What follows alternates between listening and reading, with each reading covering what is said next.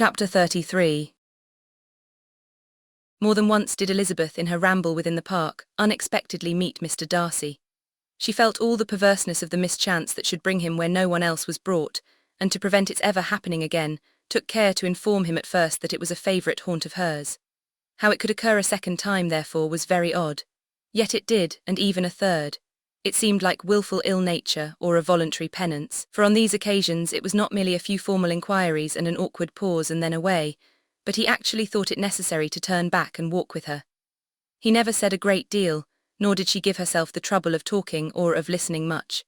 But it struck her in the course of their third rencontre that he was asking some odd unconnected questions, about her pleasure in being at Hunsford, her love of solitary walks, and her opinion of Mr. and Mrs. Collins's happiness, and that in speaking of Rosings and her not perfectly understanding the house, he seemed to expect that whenever she came into Kent again she would be staying there too. His words seemed to imply it. Could he have Colonel Fitzwilliam in his thoughts? She supposed, if he meant anything, he must mean an allusion to what might arise in that quarter. It distressed her a little, and she was quite glad to find herself at the gate, in the pales opposite the parsonage. She was engaged one day as she walked, in perusing Jane's last letter, and dwelling on some passages which proved that Jane had not written in spirits, when, instead of being again surprised by Mr. Darcy, she saw on looking up that Colonel Fitzwilliam was meeting her.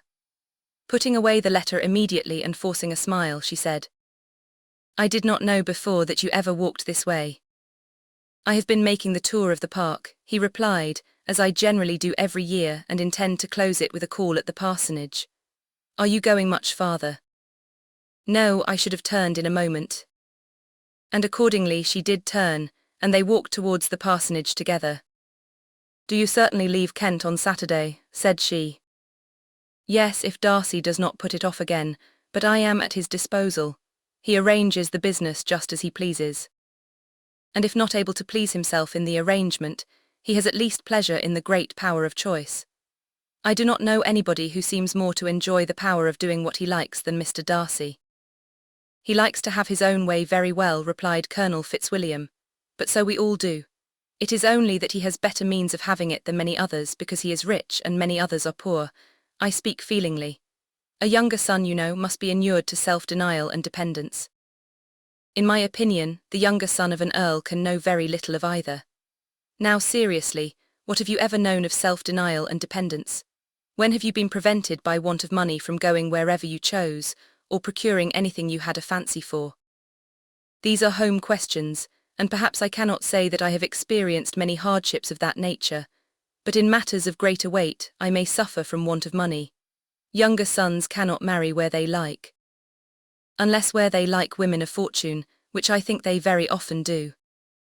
Our habits of expense make us too dependent, and there are not many in my rank of life who can afford to marry without some attention to money. Is this, thought Elizabeth, meant for me?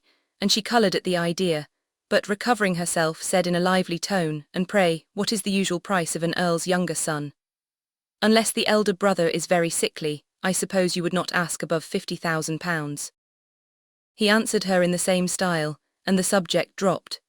To interrupt a silence which might make him fancy her affected with what had passed, she soon afterwards said, "I imagine your cousin brought you down with him chiefly for the sake of having someone at his disposal. I wonder he does not marry, to secure a lasting convenience of that kind. But perhaps his sister does as well for the present, and as she is under his sole care, he may do what he likes with her." "No," said Colonel Fitzwilliam, "that is an advantage which he must divide with me. I am joined with him in the guardianship of Miss Darcy." "Are you indeed? And pray what sort of guardians do you make? Does your charge give you much trouble? Young ladies of her age are sometimes a little difficult to manage, and if she has the true Darcy spirit, she may like to have her own way." As she spoke, she observed him looking at her earnestly, and the manner in which he immediately asked her why she supposed Miss Darcy likely to give them any uneasiness, convinced her that she had somehow or other got pretty near the truth. She directly replied, "You need not be frightened. I never heard any harm of her, and I dare say she is one of the most tractable creatures in the world. She is a very great favourite with some ladies of my acquaintance, Mrs. Hurst and Miss Bingley. I think I have heard you say that you know them." "I know them a little. Their brother is a pleasant gentleman-like man. He is a great friend of Darcy's." "Oh, yes," said Elizabeth dryly. Mr. Darcy is uncommonly kind to Mr. Bingley and takes a prodigious deal of care of him. Care of him? Yes, I really believe Darcy does take care of him in those points where he most wants care. From something that he told me in our journey hither, I have reason to think Bingley very much indebted to him. But I ought to beg his pardon, for I have no right to suppose that Bingley was the person meant. It was all conjecture. What is it you mean? It is a circumstance which Darcy could not wish to be generally known, because if it were to get round to the lady's family, it would be an unpleasant thing. You may depend upon my not mentioning it. And remember that I have not much reason for supposing it to be Bingley. What he told me was merely this, that he congratulated himself on having lately saved a friend from the inconveniences of a most imprudent marriage, but without mentioning names or any other particulars, and I only suspected it to be Bingley from believing him the kind of young man to get into a scrape of that sort, and from knowing them to have been together the whole of last summer. Did Mr. Darcy give you reasons for this interference? I understood that there were some very strong objections against the lady. And what arts did he use to separate them? He did not talk to me of his own arts, said Fitzwilliam, smiling. He only told me what I have now told you. Elizabeth made no answer and walked on, her heart swelling with indignation. After watching her a little, Fitzwilliam asked her why she was so thoughtful. I am thinking of what you have been telling me, said she. Your cousin's conduct does not suit my feelings. Why was he to be the judge? You are rather disposed to call his interference officious. I do not see what right Mr. Darcy had to decide on the propriety of his friend's inclination, or why, upon his own judgment alone, he was to determine and direct in what manner his friend was to be happy. But she continued, recollecting herself, as we know none of the particulars, it is not fair to condemn him. It is not to be supposed that there was much affection in the case. That is not an unnatural surmise, said Fitzwilliam, but it is a lessening of the honour of my cousin's triumph very sadly.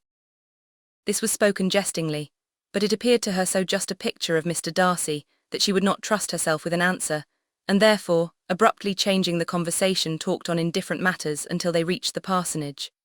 There, shut into her own room, as soon as their visitor left them, she could think without interruption of all that she had heard. It was not to be supposed that any other people could be meant than those with whom she was connected. There could not exist in the world two men over whom Mr. Darcy could have such boundless influence. That he had been concerned in the measures taken to separate Bingley and Jane she had never doubted, but she had always attributed to Miss Bingley the principal design and arrangement of them.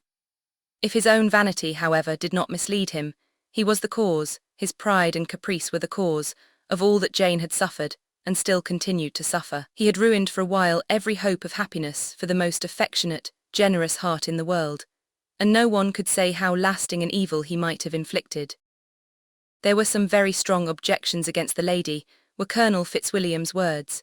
And those strong objections probably were, her having one uncle who was a country attorney, and another who was in business in London.